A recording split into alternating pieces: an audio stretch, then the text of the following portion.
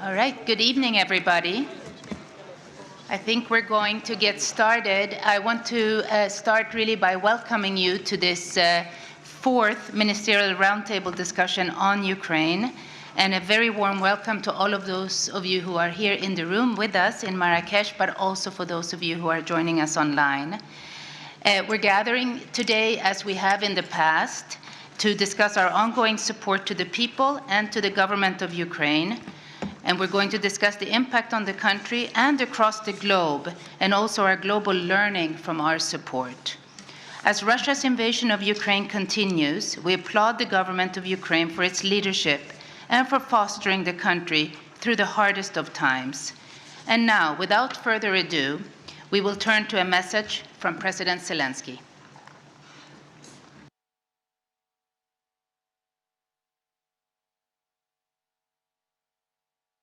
Ladies and gentlemen, I'm glad to address you. First of all, I would like to mention a terrible natural disaster that happened this fall.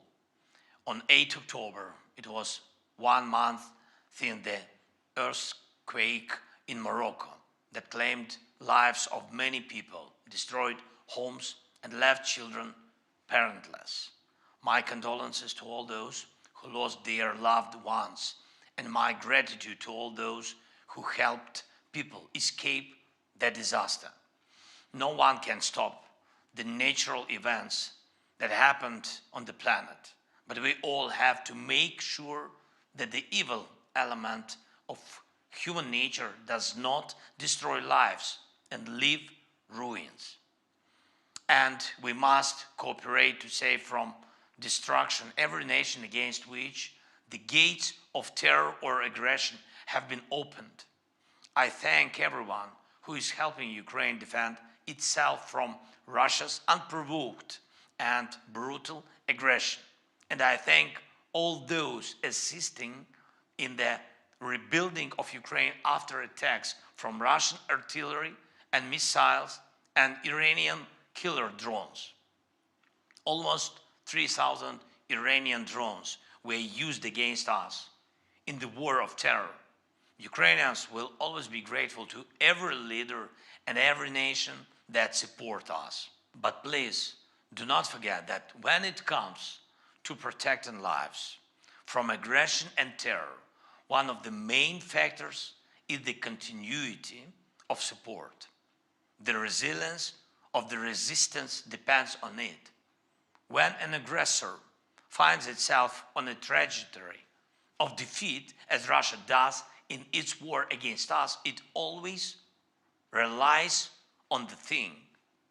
It is not ready to admit that its decision to launch an aggression was a mistake. It is not prepared to retreat from foreign land. Not yet, but the day will come.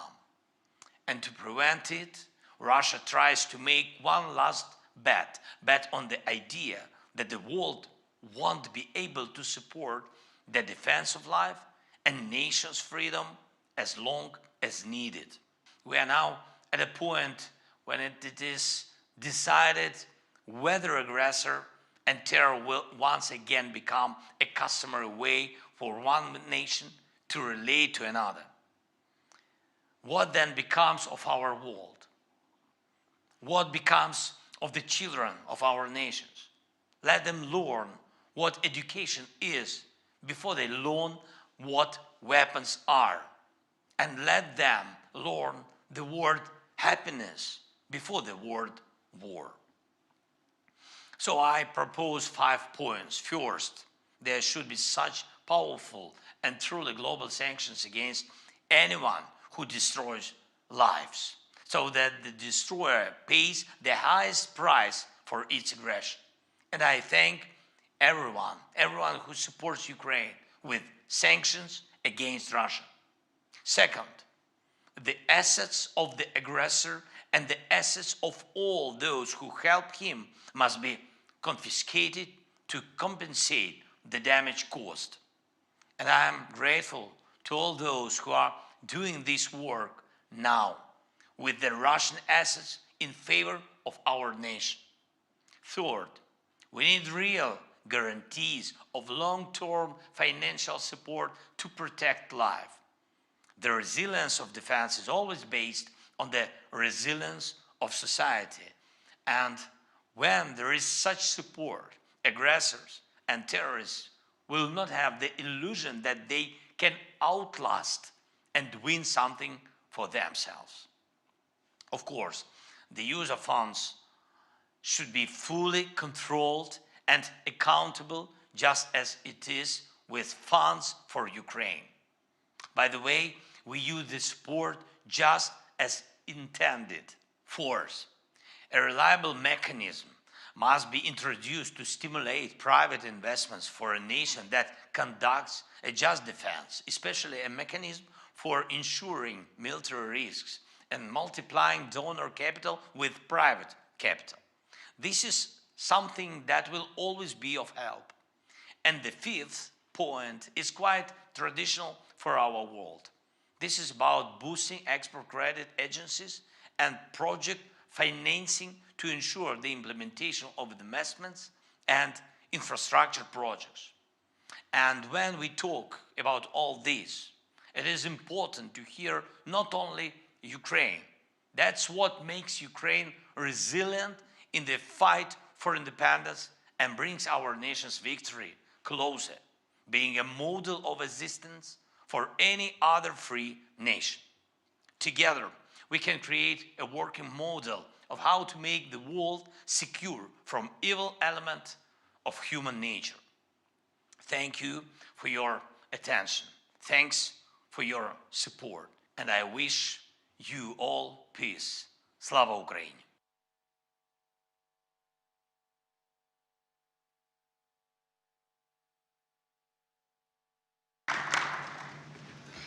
I will now invite Denis Shmyhal, Prime Minister of Ukraine, for remarks. Thank you, dear Anna. Dear President of the World Bank Group, Ajay Banga, dear Managing Director of the International Monetary Fund, dear Kristalina, Your Excellencies, Ministers, Secretaries, distinguished representatives of the governments and international organizations, ladies and gentlemen, I will start by thanking everyone who supports Ukraine today. We are incredibly grateful for the support that our partner countries and international financial organizations have given us over the past 19 months of full-scale war. It has helped us to survive. It helps us defend ourselves. It helps us believe in the future. Thank you for that. For its part, Ukraine has shown incredible resilience. When we analyze the situation, we understand what has made this possible. The first is reform. Reforms ensure resilience, which is crucial in times of severe shocks. This resilience is relevant for any other kind of shocks, natural disasters, climate change, or financial crises. That is why we are continuing our comprehensive reforms with a particular focus on strengthening our institutions, anti-corruption policies, and digitalization. Our government is currently preparing a single reform plan until 2027. This will be a roadmap that combines the initiatives and recommendations of international partners, as well as proposals from the Ukrainian side. Second, international support and cooperation with international financial institutions, World Bank, IMF, Bjerde, EIB. Thanks to the support of our international partners, we have managed to stabilize the situation. At the same time, the state budget deficit will be around 20% this year. Next year, it will be 21% of GDP. To fully cover this budget deficit, we will need to attract external financing of about $42 billion both this year and next year. We expect support from all our partners, both in equal amounts. This will allow the government to meet its basic social obligations, to pay pensions, salaries to doctors and teachers, and to help those whose homes have been destroyed by Russia. Third, the private sector Even with strong support from our partners, Ukraine's economy remains strong thanks to domestic revenues. Today we use all the taxes we collect for the security and defense, and it is the private sector that keeps the Ukrainian army going. And when the war is over, we expect the private sector to play a key role in Ukraine's recovery and reconstruction. The World Bank has helped us assess the recovery needs. We need $14 billion for the rapid recovery projects alone. This is where we need the solidarity and support of the international community. It is the aggressor who must pay for aggression, including the cost of rebuilding, that what it has destroyed. That is why we are working with the international community to create a universal international compensation mechanism for the confiscation or other use of frozen Russian assets. Dear colleagues, I would like to thank you all once again for supporting the Ukrainian people at the most difficult time in our history. We believe that Ukraine will prevail in the name of justice, freedom, and democracy. Glory to Ukraine, Slava Ukraini.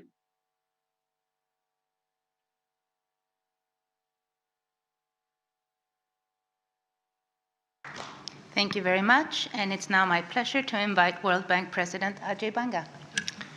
Thank you, Mr. President, Mr. Prime Minister, and good evening, everybody. I want to begin by commending the government and the people of Ukraine.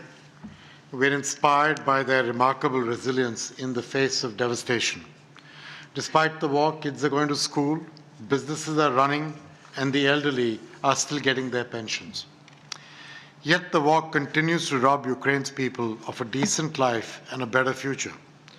And of course, it is exacerbating global hunger, inflation, and geopolitical divides, and destabilizing the challenging global landscape of climate change, fragility, and food insecurity. And the route to recovery is wrong. This can only be solved by strong partnerships and standing together in unity as a global community. We do need an all-hands-on-deck approach, including donor countries who are generously giving for Ukraine's social and economic needs and supporting businesses, many of whom are at this table today. Civil society, which is monitoring projects to improve transparency and accountability. International financial institutions and UN partners, they're supporting the country's humanitarian and economic needs, and the private sector, as the Prime Minister just said, which is demonstrating resilience and ingenuity to keep the economy going and to protect jobs. The World Bank is trying to do its part. IBRD has mobilized $38 billion, 94% of that through partner resources from your generosity for Ukraine, so that it can provide essential services to more than 12 million Ukrainians. Under IDA's crisis facility, we are mobilizing increased support, both for the poorest countries affected by wars, but specifically also for Ukraine and Moldova.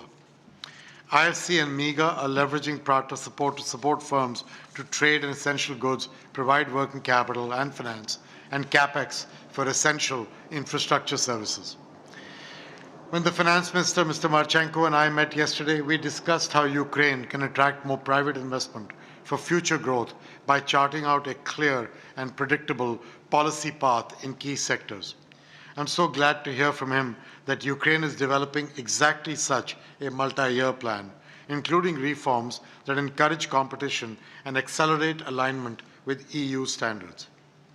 If the right conditions are created, we estimate that as much as 1/3 of Ukraine's future needs could be met with private sector financing. For example, we see potential in digital, where harmonized procedures and extending the digital infrastructure will be critical. We see potential in green energy, supported by tariff reforms, and in agriculture through the continuing land reform that they have already begun. We also want to apply the lessons learned and the innovations from work in Ukraine to help other countries, especially those in fragile and conflict-affected situations. Lessons include ensuring sufficient resources for the government to function, prioritizing delivery of essential goods and services, and working capital for businesses, and harnessing digital systems to transfer resources efficiently and accountably. But I think the broader and really sad lesson is that conflict and war are setting back development and increasing poverty. Learning from the resilience and the courage of this country and its people, but also from the collective innovations spurred by all of our support to Ukraine, I think this can help others in similar situations today and move us all to a better future. So to the people of Ukraine and to your leadership, thank you once again for your unbelievable resilience, and rest assured that we are right with you at the time that you will need us. Thank you very much. And it's now my pleasure to invite Managing Director of the IMF, Kristalina Georgieva. President Zelensky and Prime Minister Shmyhal gave us a very sobering picture of a nation so terribly harmed by unnecessary and unjust war. But also you saw them standing firm. And I can say the same for the economic team of Ukraine. War brings profound human and economic cost to Ukrainians. It also harms the world economy at the time when we are struggling to recover from shocks.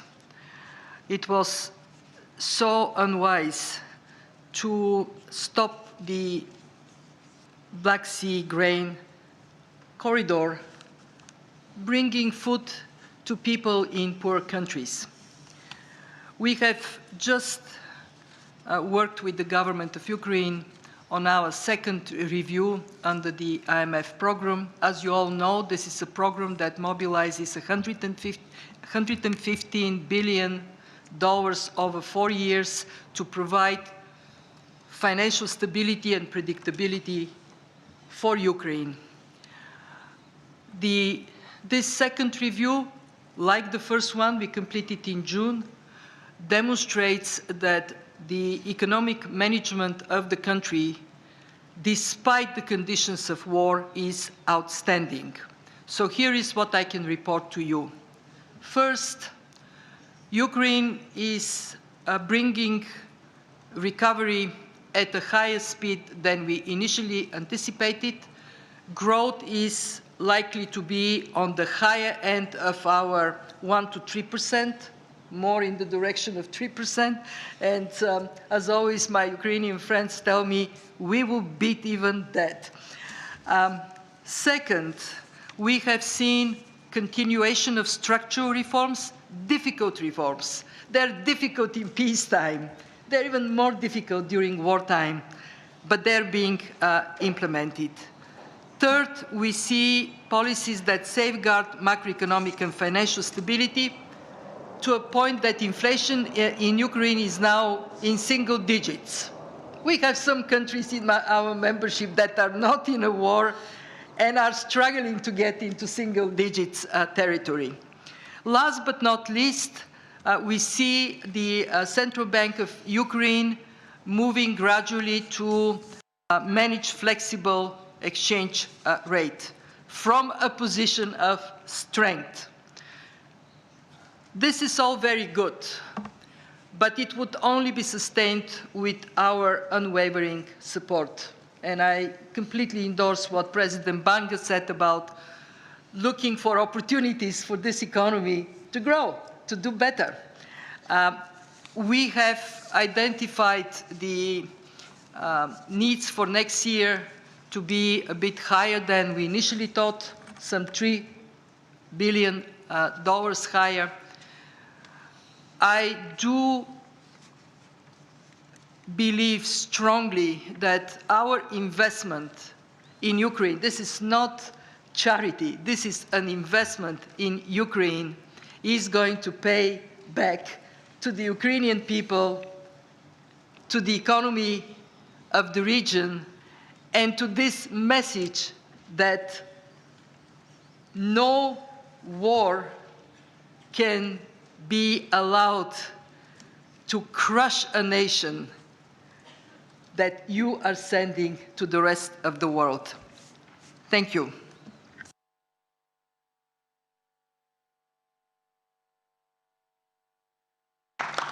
And I will now invite United States Secretary of the Treasury, Janet Yellen, please.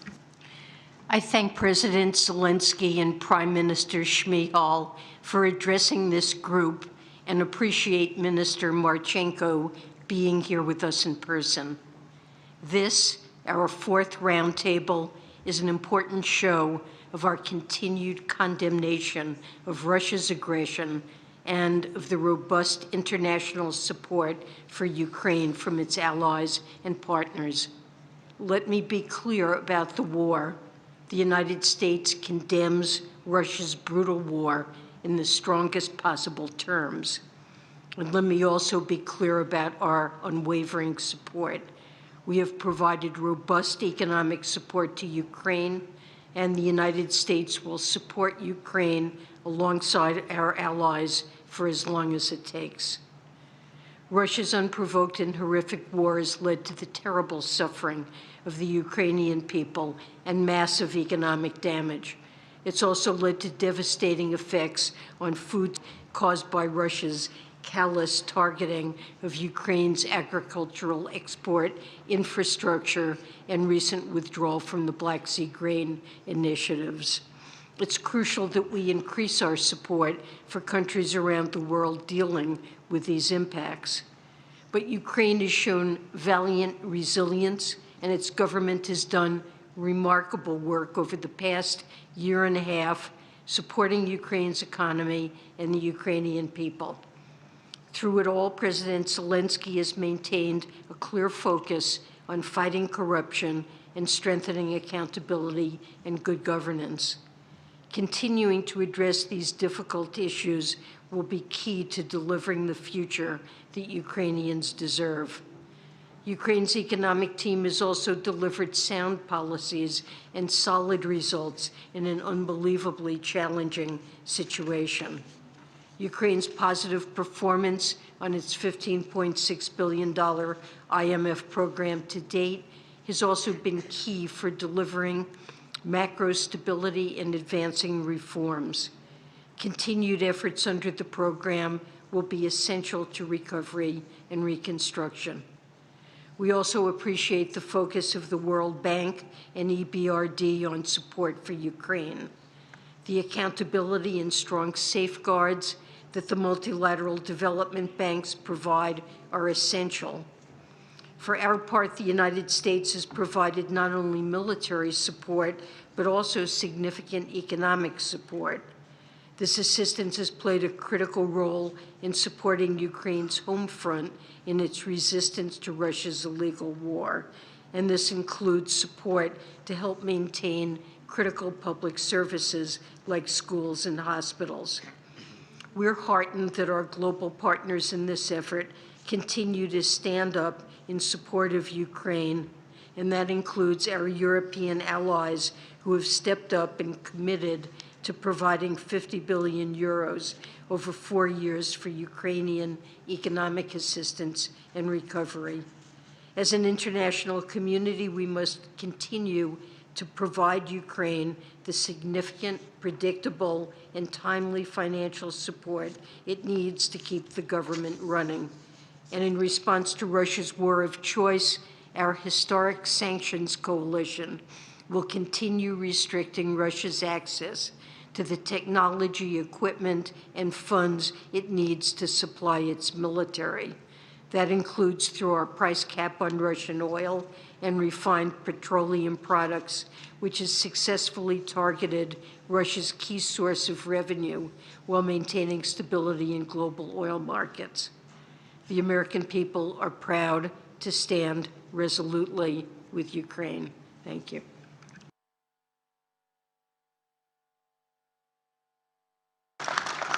And now it's my pleasure to invite European Commissioner for the... J'ai le plaisir d'inviter Paolo Gentiloni, le commissaire européen aux affaires économiques. Our colleague Sergei Marchenko, we confirm our support to Ukraine. You are fighting for the values we believe in. I think we should be proud as international partners of the fact that we contributed to cover both last year and this year financing gap for Ukraine. Also, thanks to this solidarity, Ukraine's economy is in better shape today than many expected 1 year ago. Recent economic developments, including the upward revision of the growth forecast for this year, quickly decelerating inflation, as Kristalina just remembered, a strong build-up of reserves, show the effectiveness of our support. The European Union has been the largest donor this year. Our macro-financial assistance instrument has disbursed 13.5 billion. We expect to pay out another 4.5 billion by the end of the year. And this, of course, is part of the much bigger package of aid. Ukraine has shown that it can continue to deliver important economic reforms. Our current financial assistance conditions support, among others, Ukraine's judicial reform, the deregulation of economic activity, and improvements in the insolvency regime. Overall, there is very good progress, and I am optimistic about the prospects of Ukraine fulfilling all conditions by the end of the year. For 2024 and beyond, the Commission's proposal for 50 billion euros for the next 4 years will allow us to help considerably in addressing Ukraine's financing needs going forward. This, that we call Ukraine Facility, will bring together EU's comprehensive support, including for budgetary needs, reforms and investments, and technical assistance. Mobilizing official financing remains key. We count on the support from all international partners. We also must align conditionality for support between the international donors and the international financial institutions as much as possible to ensure that they are consistent. This work is already underway in the context of the Platform for Ukraine, including through the preparation by Ukraine of the Ukraine Plan, a growth vision based on reform and investment roadmap. Beyond conditional financial support, Ukraine's EU candidate status has also provided a powerful reform impetus, despite the ongoing war. We will continue to stand by Ukraine as long as it takes. Thank you.